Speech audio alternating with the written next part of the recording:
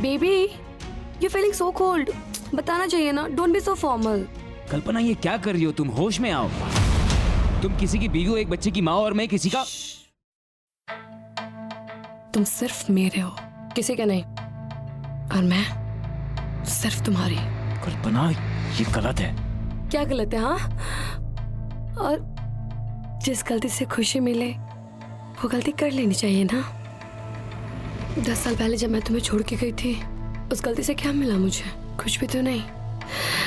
लेकिन आज पास आने की गलती से अगर मुझे कुछ मिल रहा है तो क्या प्रॉब्लम है?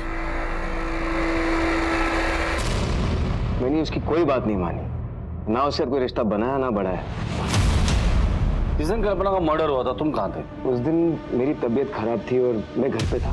तुम्हारे अलावा और कोई है जो इस बात को कंफर्म करे कि तुम उस दिन घर पर ही थे? नहीं सर, उस दिन मैं घर पे अकेला था। क्यों? तुम्हारी बीवी कहाँ है? वो भी जॉब करती है, मुंबई में उसका पोस्टिंग है, वीकेंड्स में यहाँ आती है। ठीक है, फिलहाल तो हम जा रहे हैं, लेकिन जब तक इस केस की इन्वेस्टिगेशन चल रही है, शहर छोड़ने से पहले हमें इन्फॉर्म करके जाना। Okay sir. सर, हमें मिली इन्फॉर्मेशन के मुताबिक कल्पना के सेल की लास्ट लोकेशन यहीं की थी। मैंने उसका डेस्क भी चेक किया और उसके कुछ ऑफिस कलीग से भी बात की, लेकिन कुछ खास इन्फॉर्मेशन हाथ नहीं लगी। सर, वैसे ये मिताली है, कल्पना की बेस्ट फ्रेंड, शायद इसे कुछ जानकारी हो। कल्पना के बारे में क्या जानती हो? सर एक्चुअली वो उस दिन बहुत खुश थी। मिताली सुन ना, रेस्टोरेंट में आना, मुझे एक सरप्राइज देनी है तुझे।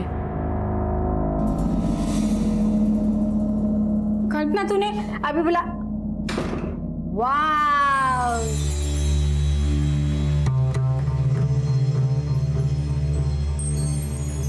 Somebody is looking sexy। किधर जा रही है इतना हॉट बन के? डेट पे। डेट पे जा रही है, पर किसके साथ? क्या सीक्रेट है? मैं बाद में बताती हूँ सब चीज तुझे। वाह मेरा सही है, एंजॉय करो। ये अपने पास रख, मैं कल आके ले लूंगी, ठीक है? वो तो ठीक है, कल्पना बात तो सुन। ठीक है, अगर जरूरत पड़ेगी तो दोबारा कांटेक्ट करेंगे। Okay sir. Kalpana western dress पहनकर किसी से मिलने गई थी और उसकी डेड बॉडी हमें उसी ड्रेस में मिली थी। सर, यहाँ हमारे लिए दो बातें जाननी बहुत ज़रूरी है। पहली बात, अगर कल्पना साड़ी पहन के ऑफिस आई थी तो वेस्टर्न ड्रेस पहन के किससे मिलने गई?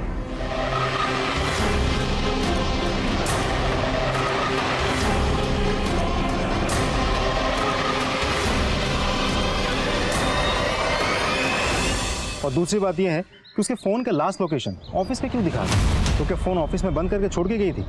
अगर गई थी तो क्यों? यही तो पता लगाना है। मुझे तो ये बहुत बड़ी साजिश लगती है।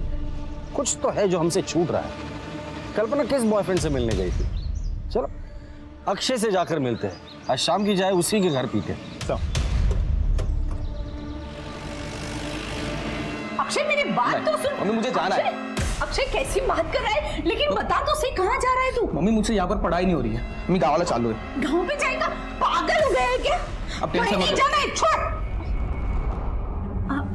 आप लोग यहाँ? अक्षय से कुछ बात करनी है। तू कल्पना के पास ट्यूशन के लिए जाता था ना? हाँ सर, वो कुछ सब्जेक्ट्स में मैं थोड़ा सा वीक था, तो मम्मी ने कल्पना भाभी से बात की थी। मुझे समझ नहीं आ रहा है कि आप लोग अक्षय से क्या जानना चाहते हो। लेकिन अक्षय समझ गया कि हम यहाँ क्यों आए और किस लिए आए हैं। कल्पना का मर्डर हो गया है और हमें पता चला कि अक्षय उसे गंदी नजर से देखता था। नहीं सर, ऐसा नहीं है सर, वो तो मेरी भाभी थी, इज्जत करता था मैं उनकी। देख बेटा, तो जो कुछ भी जानता है ना, हमें सच सच बता दे, क्योंकि इसके बाद जो ट्यूशन हम तुझे पढ़ाएंगे ना, तो तू पढ़ नहीं पाएगा। समझ गया? सर, मैं एक दिन बहुत डर गया था। वो स्वप्निल भैया के साथ कहीं बाहर जा रही थी और हाँ हाँ, बस मैं निकल रही हूँ। अच्छा ठीक है, तो वेट कर लो थोड़ा। Okay,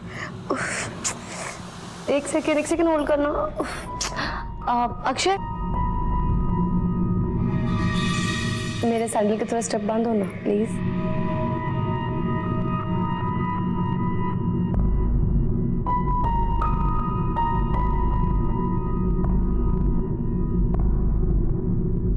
just hold second. अच्छे स्टूडेंट हो, जल्दी सीख रहे हो। सर, कल्पना भाभी मुझसे सर कुछ अलग ही बिहेव करती थी मेरे साथ। कल्पना, मी कीर्तनाला जाते का? काळजी घे घराची।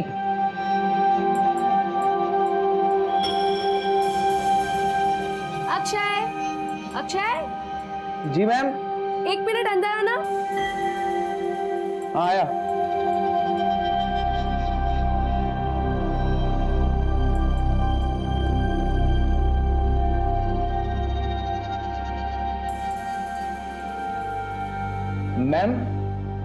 अक्षय, मैं टॉवल बाहर ही भूल गई, दे दो जरा।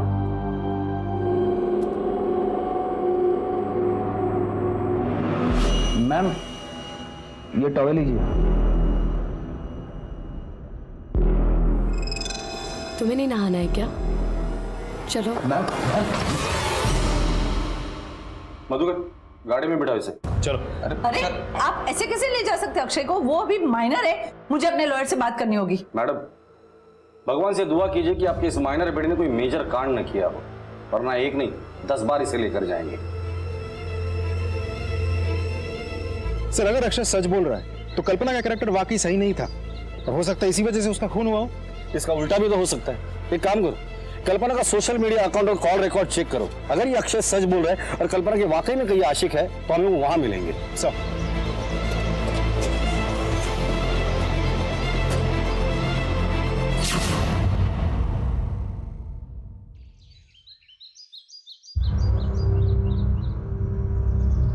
हेमा, सुधाकर, स्वप्निल, अरे कहाँ छुप गए बेटे? बाहर निकल, अरे बाहर निकलो। हो, शर्म नहीं आई मेरे बेटे को बदनाम करके? अरे तुम्हारी बहू आवारा और बच्चलन थी, उसमें मेरे बेटे का क्या कसूर? और एक बात कान खोलकर सुन लो, अगर दोबारा तूने इस बदनामी में मेरे बेटे को खींचने की कोशिश की तो पूरे शहर में तेरी बहू की पोल खोल के रख दूंगी। कल्पना के बारे में अभी तक जो कुछ भी हमें पता चला। मला तुम्हाला काहीतरी विचारायचं, आप मेरे बहू को एक बढ़िया बोला। सर, आप मेरी बहू को न्याय दिलाने की कोशिश कर रहे या उसे बदनाम करने की? आप कहना क्या चाहती है? सर, अक्षय और कल्पना के बॉस ने आपसे जो कुछ भी कहा उसकी सच्चाई जानने की आपने कोशिश ही नहीं की। वो साफ बच गए, उल्टा मेरी मरी हुई बहू बदनाम हो रही है। सर ठीक है, मैं आपकी तकलीफ समझ सकता हूँ, लेकिन हमारी किसी के साथ कोई पर्सनल दुश्मनी तो है नहीं। कल्पना का मर्डर हुआ है, हम भी उसके कातिल को ही ढूंढ रहे हैं। इसके लिए कल्पना के जीवन में जो कुछ भी चल रहा था वो जानना हमारे लिए बहुत जरूरी है। हम सिर्फ सच ढूंढ रहे हैं। हाँ तो सर, सच यही है कि वो झूठ बोल रहा है। अभी तो यकीन के साथ कैसे कह सकती है? क्योंकि सर मैं सच जानती हूँ। हेलो सुधांशु, किस टाइप के घटिया इंसान हो तुम? हाँ, तुमने मेरे फोन पे फोन किया, मैंने नहीं उठाया तो तुम लैंडलाइन पे फोन कर रहे हो। कितने बेशरम हो तुम। लिसन, मैं लास्ट टाइम वार्न करी तुम्हें, अगर तुमने मुझे दोबारा परेशान किया या फोन किया ना तो मैं तुम्हारे खिलाफ एक्शन लूंगी, समझे?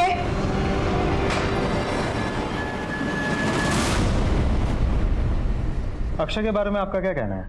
वो भी झूठ बोल रहा है? हाँ, वो झूठ बोल रहा है। उसकी असलियत मैंने अपने आंखों से देखी है। कल्पना, मी कीर्तनाला जाऊन येते ग, घर का ख्याल रखना।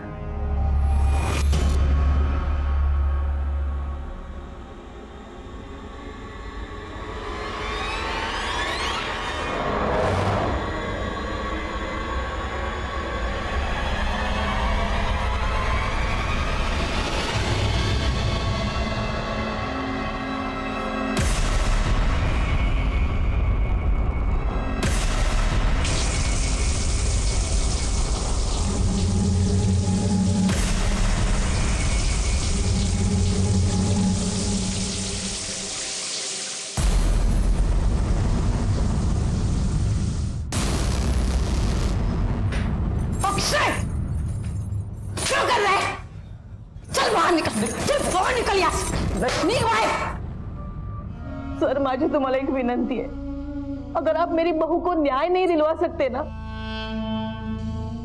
लेकिन उसे बदनाम तो मत कीजिए सर।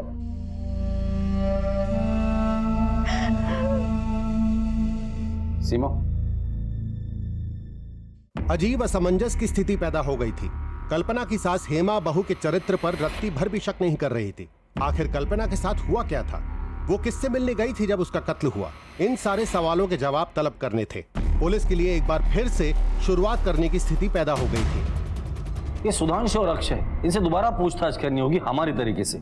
उठाकर लेकर आओ इन दोनों को। सर, इतने साल बाद वो मेरे सामने आई तो मैं अपने आप को रोक नहीं पाया। कल्पना, आओ चलो, तुम्हें घर छोड़ दूं। नहीं, मैं चल। अरे चलो ना। मैंने कहा ना सुधांशु, मैं चली जाऊंगी।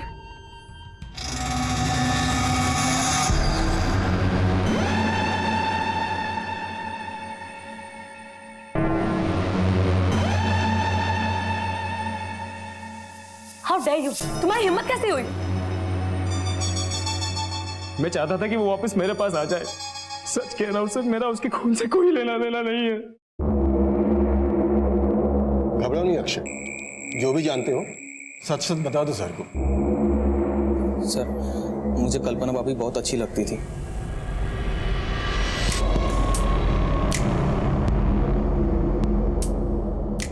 अब सर, जब भी वो घर पे अकेली होती थी, मैं उनकी फोटोज खींच लेता था। और जब मुझे पता चला कि वो मर गई, सर उस दिन मैं बहुत रोया था सर। और ये शहर में मेरा मन भी नहीं लग रहा था सर। जाना चाहता था मैं कहीं और, लेकिन सर तब तक आप मेरे घर पे आ गए थे सर। एक बात साफ है कि कल्पना का किसी के साथ कोई अफेयर नहीं था। कल्पना एक परफेक्ट औरत थी। अब सवाल ये है कि ऐसी परफेक्ट औरत को किसने मारा और क्यों मारा। एक काम करो, कल्पना के बारे में और इन्फॉर्मेशन निकालो, पता करो उसका किसी के साथ कोई झगड़ा वगड़ा था या नहीं। सर,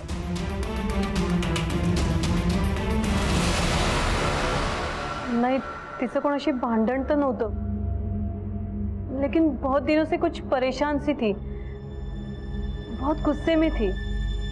हेलो आई, ये सुधांशु, मतलब पूरी दुनिया छोड़ के इसको मेरी कंपनी मिली थी। मिस्टर दुबे रिटर्न कॉल में दूसरी कंपनी नहीं मिली। आई कुछ समझ में नहीं आ रहा।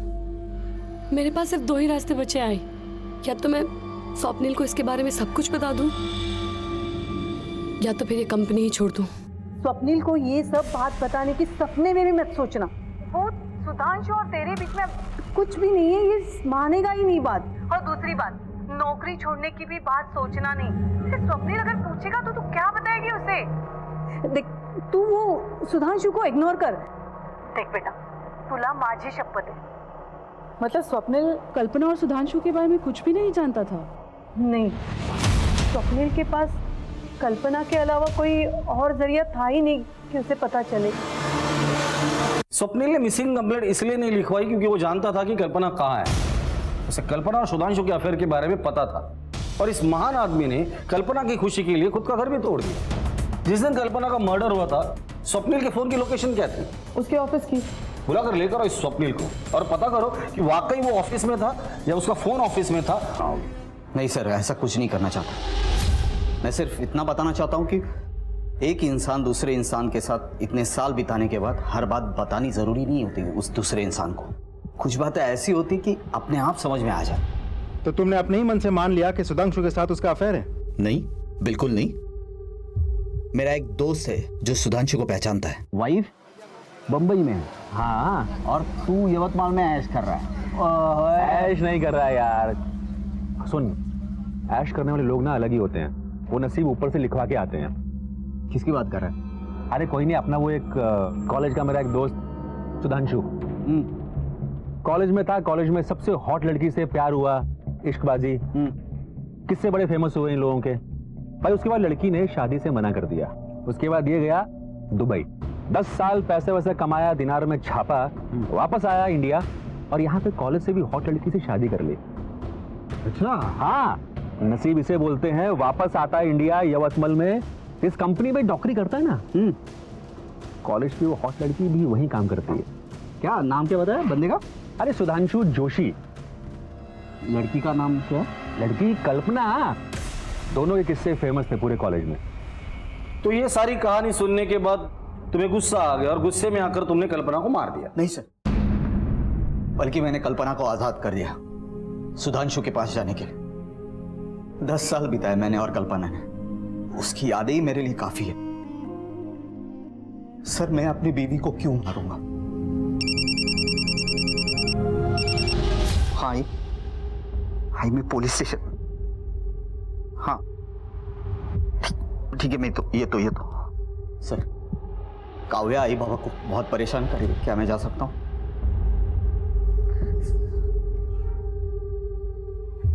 ये जितना सीधा दिखता है उतना है नहीं। अगर ये अपनी बीवी से इतना प्यार करता है तो किसी और के कहने पर उससे पूछे बगैर वो मान जाता है। कुछ तो है जो ये हमसे छिपा रहा है। 24 घंटे नजर रखना इस पर। सर, पुलिस के शक की सुई अब स्वप्निल देशमुख पर आकर अटक गई थी, पर मुश्किल ये थी कि उसके खिलाफ कोई सुराग नहीं था। जब कल्पना का खून हुआ तो मोबाइल लोकेशन के मुताबिक स्वप्निल ऑफिस में था। और कल्पना कहां और क्यों गई थी इसका कोई खुलासा नहीं हुआ था, क्योंकि उसका फोन ऑफिस में स्विच ऑफ हुआ था और उसके बाद से फोन गायब था। पुलिस ने कल्पना का फोन तब से ही सर्विलेंस पर डाला हुआ था, पर कोई सफलता हाथ नहीं लगी थी। पर आखिरकार पुलिस की सूझबूझ काम आई और अब शायद इस केस को दिशा ही नहीं बल्कि मंजिल भी मिलने वाली थी। सर, कल्पना का सेल सर्वेलेंस पे डाला था, आज सुबह ही ऑन हुआ। इसके पास मिला तो इसे फौरन ले आए। पहले ये बता, ये फोन तेरे पास आया कहाँ से? ये फ़ोन मुझे कांचा ने बेचा था। कांचा कौन है? कांचा उधर आरडी बंगलो का केयरटेकर है साहब, मेरी दुकान पे आता जाता रहता है। आज मुझे उसने मोबाइल बेचा 5,000 रुपये में। उसने तुझे बताया था ये फोन उसको कहाँ से मिला? नहीं साहब। ठीक है।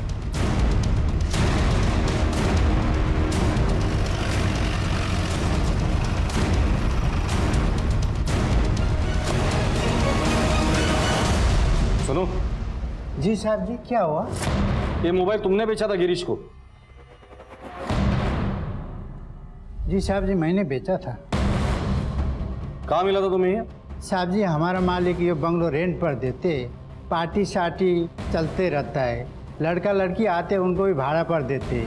एक साहब जी मेम साहब जी आए थे, वो लोग जाने के बाद मैं साफ सफाई कर रहा था तो सोफा को नीचे मोबाइल मिला। मैं सोचा जिसको है उसको लौटा दूँ, ऑन करना कोशिश की, ऑन हुआ ही नहीं। फिर मैं गिरीश के पास चले गया और गिरीश बोले कि 5,000 मिलेगा। मैं थोड़ा लालच मांगा था साहब जी। यही औरत थी? जी यही मैम साहब जी। ये आया था? नहीं साहब। ये आया था? नहीं, इसके साथ भी नहीं आई थी।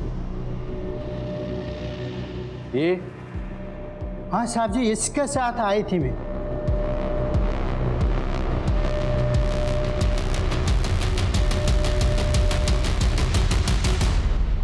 सर मारो मत सर, मारो मत, बताता हूँ, सब कुछ बताता हूँ।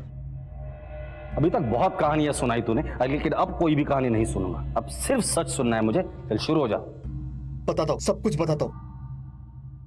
उमेश मेरा पुराना दोस्त, उस दिन हम मिले, पी रहे थे, तब बातों ही बातों में पता चला कि कल्पना का कॉलेज के टाइम से अफेयर था। ये बात मेरे मन में घर कर गई। जब मैंने पता लगाया तब तो मुझे पता चला काफी सालों से उनका अफेयर था। फिर वो चला गया और कल्पना ने मुझसे शादी कर ली। वो फिर से उसके लाइफ में आया और कल्पना ने मुझे बताया तक नहीं, और मैं उस पर नजर रखने लगा। मेरा शक और गहरा होता गया जब मुझे कल्पना ने बताया। तुम्हें एक खुशखबरी देनी है। खुशखबरी? क्या? तुम फिर से पापा बनने वाले हो। I am so happy. तुम माँ बनने वाली हो? हाँ। कल्पना, ये कैसे हो सकता है? हम प्रोटेक्शन यूज करते हैं, तुम्हें मालूम है ना? हो जाता है ना कभी कभी। तुम इतना क्यों रिएक्ट कर रहे हो? मैं रिएक्ट कर रहा हूं? देखो मेरी बात सुनो। ये हम दोनों का नहीं, ये तुम्हारा डिसीजन था कि तुम्हें एक ही बच्चा चाहिए। सो इस बच्चे को तुम अबॉर्ट कर दो। हमें नहीं चाहिए ये बच्चा। क्या अबॉर्ट? तुम पागल हो गए हो? मुझे ये बच्चा चाहिए और मैं अबॉर्ट नहीं कर रही हूँ। मुझे ये बच्चा नहीं चाहिए। तुम्हें हो क्या गया है? तुम क्यों पागल जैसी बात? I am very clear, I don't want this child. लेकिन मुझे ये बच्चा चाहिए। मुझे नहीं चाहिए। उस बच्चे को, नाजायज बच्चे को, वो उल्टा मेरा नाम देना चाहती थी। तभी मैंने डिसीजन लिया, और बर्दाश्त नहीं करूंगा। सब खत्म कर दूंगा मैं।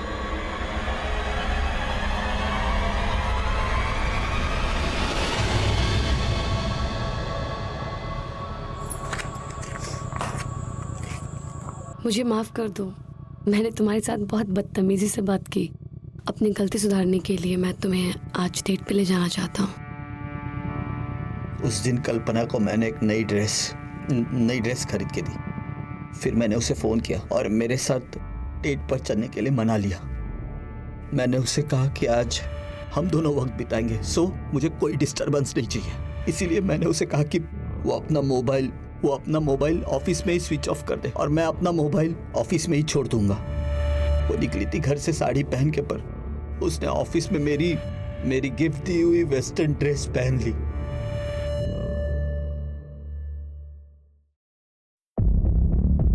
उसे एक बार मैं सरप्राइज देना चाहता था सर, लास्ट सरप्राइज, और हमेशा हमेशा के लिए खुद को और कल्पना को इस घुटन से आजाद कर देना चाहता था।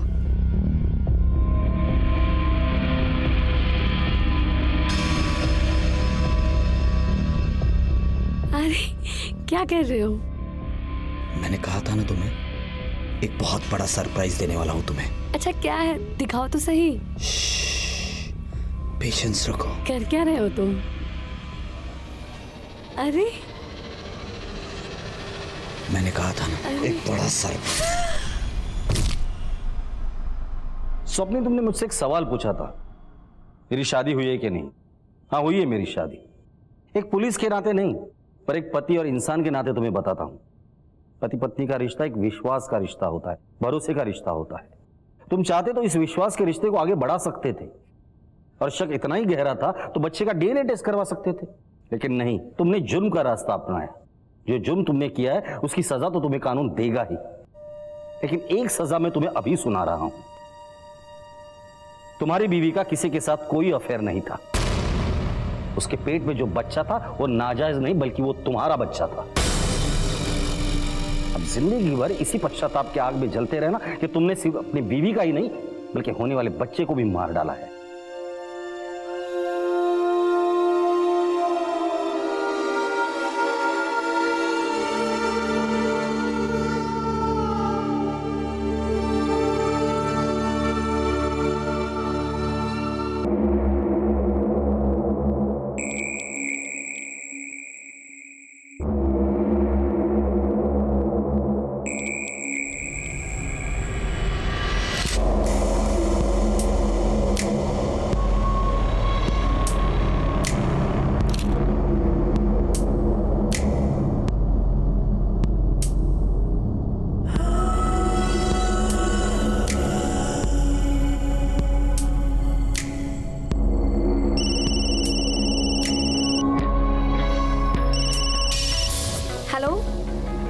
निकल रही हूँ, मैं टाइम से पहुंच जाऊंगी। हाँ, ओके।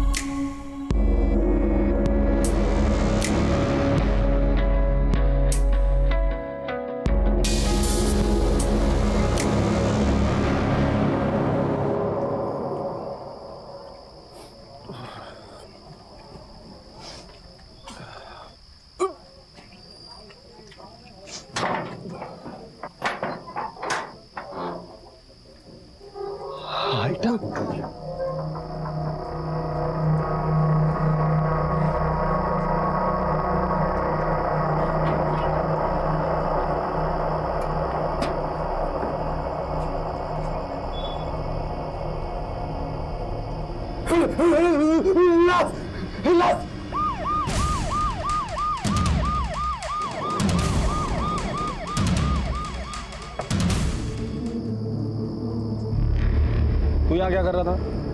साहब, मैं नागपुर से यवतमाल माल की डिलीवरी के लिए आया था। सोचा रात बहुत हो गई है, थोड़ा खा पी के आराम करता हूँ। जब टेम्पो में सोने के लिए आया साहब, तो उधर लाश मिला मेरे को, तो मैंने आपको फ़ोन किया। कब की बात है ये? तकरीबन 2 घंटे हुआ होगा।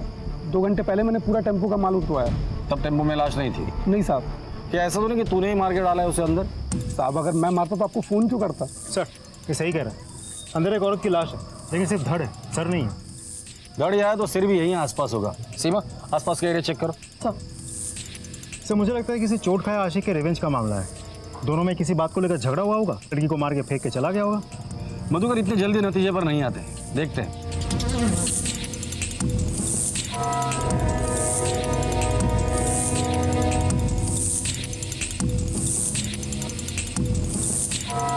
आसपास कुछ भी नहीं मिला। सर और धड़ अलग अलग फेंका है, इसका मतलब विक्टिम की पहचान ना हो इसलिए ये सब कुछ किया है। सीमा, एक काम करो, फॉरेंसिक को बुलाओ और बॉडी को पोस्टमार्टम के लिए भेज दो। और मधुकर, इसे लेकर पुलिस स्टेशन आ जाना। सर, चलो हमारे साथ, आ जाओ।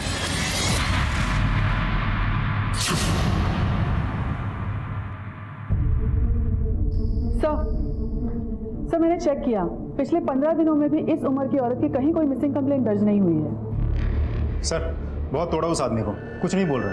मुझे तो लगता है वो सच बता रहा है। आखिर ये औरत है कौन? एक काम करो, फॉरेंसिक टीम को बोल देना, अगर उस बॉडी पर कोई भी बर्थ मार्क मिलता है या कोई ऐसे निशान मिल सकते हैं जिससे हम उसे आइडेंटिफाई कर सकते हैं तो फौरन हमें इन्फॉर्म करें। सर मेघदूतवाड़ी पुलिस को टेम्पो में सरकटी एक लाश मिली।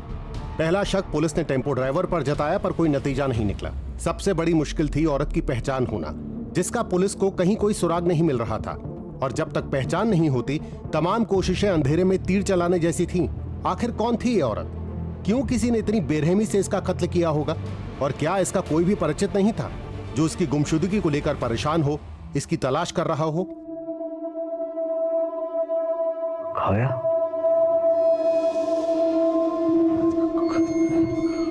काव्या, आई, आई, आई. काय रे? काव्या तुमच्या रूम मध्ये आली का? नाही. काय झालं? काव्या रूम में नहीं है, मालूम नहीं कहाँ चली गई है. चल बघूया. काव्या, एवढ्या रात्री कुठे गेली पोरगी?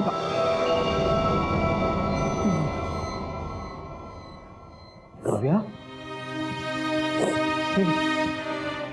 हे बोला, काय काय चालू? अरे क्या हुआ? ये तुम रो क्यों रही हो? हाँ, क्या हुआ? किसी को बिना बताए यहाँ पे आके बैठकर? चलो अंदर चलो, चलो.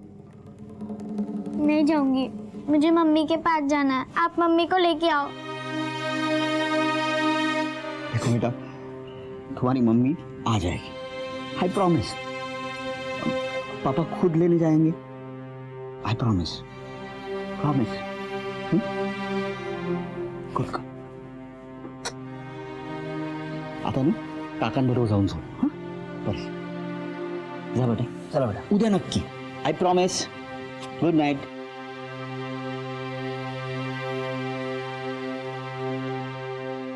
स्वप्निल, काव्या खूप लहान है अजून, वो नहीं रह पाएगी अपनी माँ के बिना. हमें कल्पना को लाना ही पड़ेगा. Really?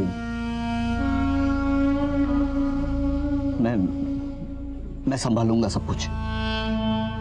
I will manage everything. I will manage definitely. काय मैनेज करना है तू? हाँ, सिर्फ 24 घंटे हुए कल्पना को जाके, और काव्या की हालत देखी है ना तूने? सुबह से